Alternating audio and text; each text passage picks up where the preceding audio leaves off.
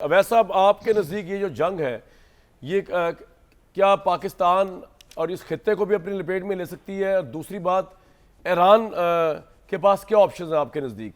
कब तक ये जंग चल सकती है? बिस्मिल्लाहिर्रहमानिर्रहीम। देखिए, अच्छा एनालिसिस अभी भट्टी साहब कर रहे थे।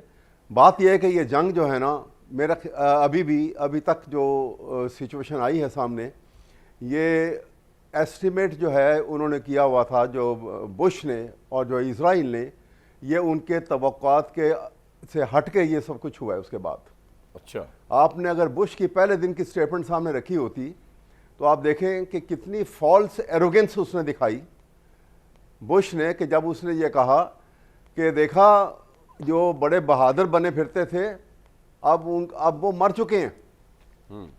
जब वो उनके चीफ ऑफ स्टाफ और उनके साथ कुछ और जनरल्स को उन्होंने पिन पॉइंट करके उनको हमारा ये जासूसी के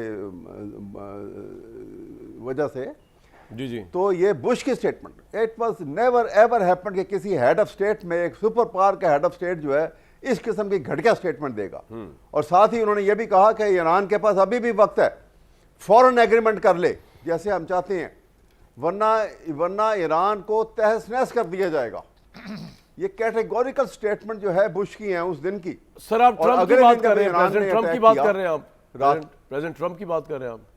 मैं ट्रम्प की बात, आपके मुंह से बुश प्रेसिडेंट ट्रम्प की बात कर, जी जी, आप बुश कहने बार, जी जी, नहीं sorry, I am so sorry, कोई बात नहीं, मैं ट्रम्प की बात कर रहा हूँ, ठीक है, ट्रम्प की स्टेटमेंट की बात कर रहा हूँ, ठीक है। मैं इससे बात कर रहा हूँ कि ये प्लान्ड है, इट वाज कंप्लीटली प्लान्ड।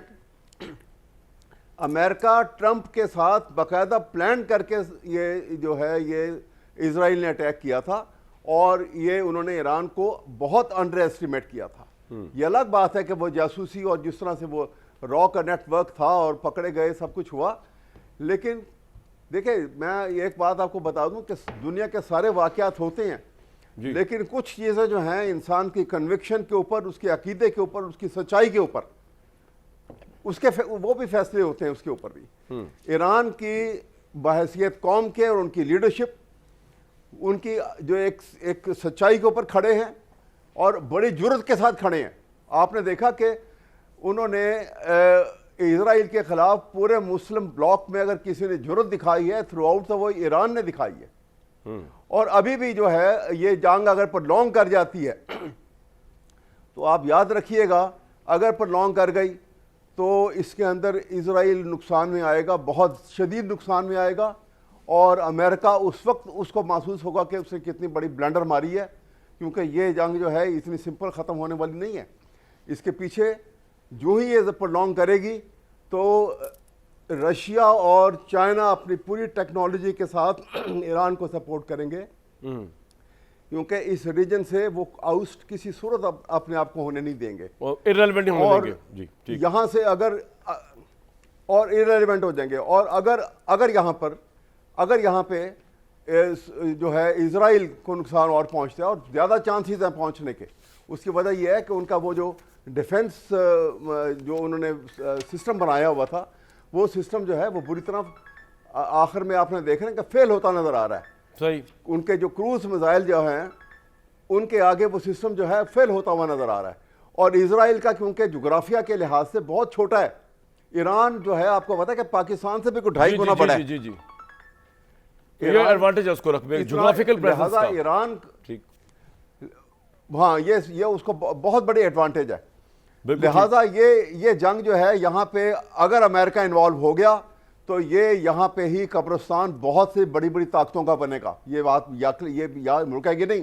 हाँ, और बात आ गई पाकिस्तान की, उनके प्राइम मिनिस्टर ने कैटेगोरिकली ईरान के साथ पाकिस्तान का नाम लिया है। सर वो सालदार साहब ने बताया कि पुराना इंटरव्यू 2011 का, आई थिंक, वो जो कोट किया जा रहा है। लेकिन मैं आपको एक बात बता दूं सर, एक मिनट बता दूं कि वो डेली मेल जैसे अखबार ने भी, ये सालदार साहब बता रहे थे इस र्यूमर को, यानी कि ये तो फेक न्यूज़ थी कि जी अगर पाकिस्तान ने ईरान के एक फौजी अफसर से मंसूब किया गया कि पाकिस्तान कह रहा है कि जी अगर आप पे हमला मजीद बढ़ा तो हम एट भी हमला कर देंगे इसराइल पे, तो पाकिस्तान ने बड़ी पुरजोर तरदीद की इसकी। तो फेक न्यूज़ डेली मेल ने उठा लिया। नहीं, ये बात भी बेतुकी बात है, ये ऐसी कोई बात नहीं है। और यहाँ पे सवाल ये है कि अभी ये सिचुएशन है, अगर तो अभी 1-2 दिन के अंदर ये कोई सीज फायर करके और ये इसको ख़त्म कर देते हैं तो ये देखें रिगल आउट। अदरवाइज यहाँ से इससे बाहर निकलना इजराइल के लिए भी मुश्किल है। और एक बात और कहूँगा, यहाँ एक और बात है, मेरा ख्याल है मुस्लिम उम्मा को एक स्टेप इमीडिएटली लेना चाहिए और पाकिस्तान उसको पाकिस्तान ने बड़ा स्ट्रॉन्ग स्टेटमेंट भी दी हैं। एक और काम करना चाहिए कि OIC की एमरजेंट मीटिंग कॉल करें और उस एमरजेंट मीटिंग के अंदर एक वहाँ पे वो जो एक रेजोल्यूशन पेश करें और वो रेजोल्यूशन ये होगा कि अगर स्टिपुलेटेड टाइम के अंदर 10 दिन का 15 दिन का जो टाइम दे, ये वो जंग बंदी। सर आपका पॉइंट आ गया, लेकिन मैं आपको बताता हूँ बात। सर आपका पॉइंट आ गया, ये जो OIC वगैरह टाइप, एक मिनट आपको मैं पहले खबरें दे रहा हूँ कि इस वक्त तेहरान के न्यूज़ चैनल के स्टूडियो के ऊपर लाइव ट्रांसमिशन में अटैक किया इजराइल ने और न्यूज़ चैनल के जो एंकर स्टाफ हैं उनको छोड़ के जाना पड़ा। ये हालात चल रहे हैं इस वक्त के जो आप बता रहा हूँ। दूसरी तरफ जो है वो इब्रानी ज़बान के अंदर ईरान वाले जो है वो तल अवीव के शहरियों को एड्रेस कर रहे हैं कि जनाब जगह छोड़ दे को हम हमला करने लगे हैं। तो बड़ी कैटेस्ट्रॉफिक पोजीशन है। मैं मियां साहब के साथ चला जाऊँगा, आपने कुछ जल्दी से क्विकली ऐड करना है। भट्टी साहब क्या कहना चाह रहे हैं, आप क्या कहना चाह रहे हैं?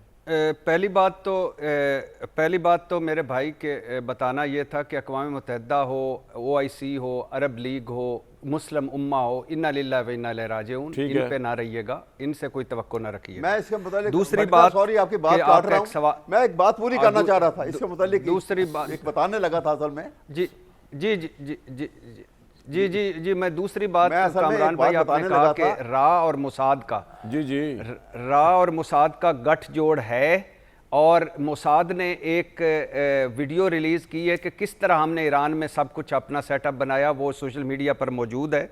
और तीसरी बात ये है कि ये जो कोई इस वक्त तक रशिया या कोई भी ईरान के साथ नहीं खड़ा, उसे खुद लड़ना पड़ेगा। ये सारी डरी डरी मुज़म्मतें, डरी डरी वो सारी चीज़ें हमदर्दियाँ हैं।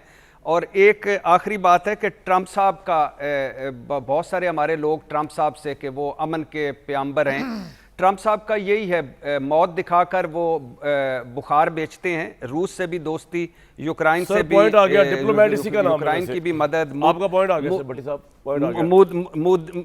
मोदी भी यार है, पाकिस्तानी क़यादत भी अजीम है, इसराइल के अपने मुल्क का इंटरेस्ट देख रहे हैं, हमने अपना देखना है, ताकत का इस्तेमाल भी, और अमन की बातें भी, आयतुल्लाह खामनाई को कुछ ना कहो और रिजीम चेंज कर दो। सर बिल्कुल पॉइंट आ गया आपका।